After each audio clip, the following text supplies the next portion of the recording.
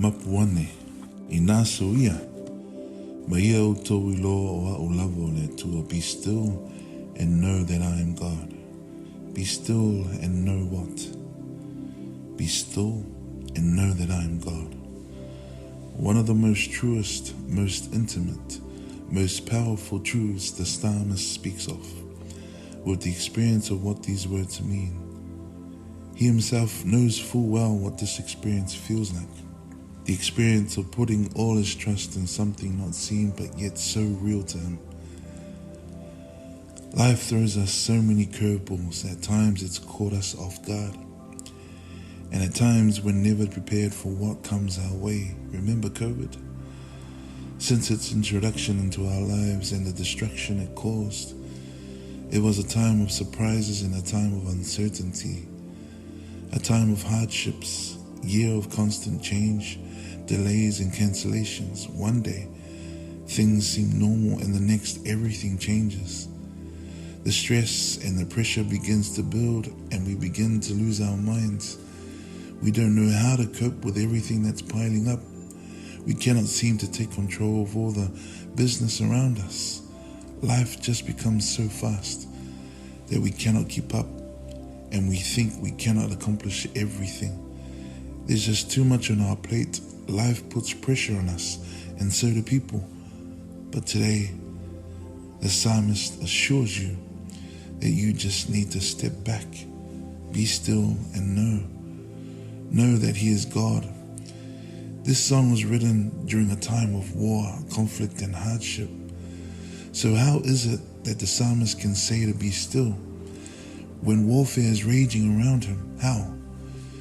He can say this with confidence because God is in control of everything. But sadly, there are those who are far from still. They do all the work and give God none of the credit. They believe that by lifting up their hands and by taking courage, they can survive and thrive by the sweat of their own brow. They can do it all on their own without any divine dependence. We need to be willing to submit ourselves to God and acknowledging that He is in sovereign control. When we realize that we are truly incapable of controlling life, we can surrender our will to God's will. It may be a matter of finally saying, I trust you, Lord. This will open the doors so that we may experience the fullness of all God wants and has for us. And after all, He is our Creator and has a perfect plan for us when we let Him orchestrate it.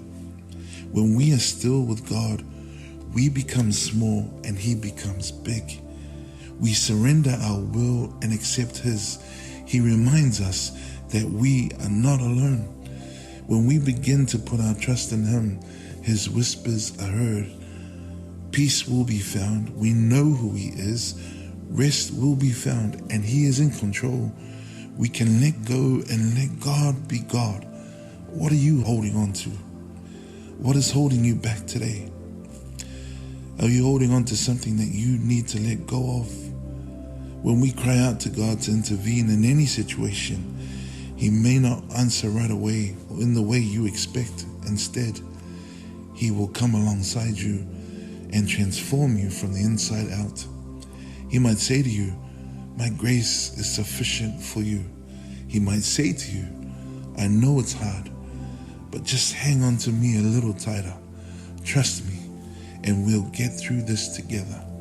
He might say to you, this is how you will see my everlasting life and love for you. During these hard times, when all seems lost, Jesus says, just trust me. In the darkest night, Jesus says, just trust me.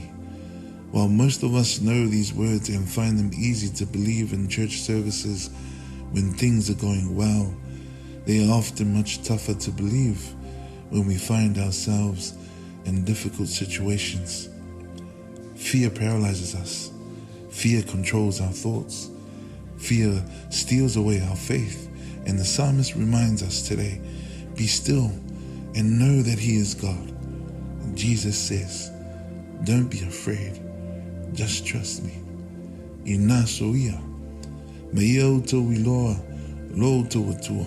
e ona malosi umalama, na whaia mea umalava ilo na mana silisilies, na te whaatu mawina foi mea umalava, a ore whanati na tia langa, slow down, whaima mapuane, ia ao la vea i lo tātou matai, ia i le tua poto pēle vi inga, nei se o le whaavavau lava.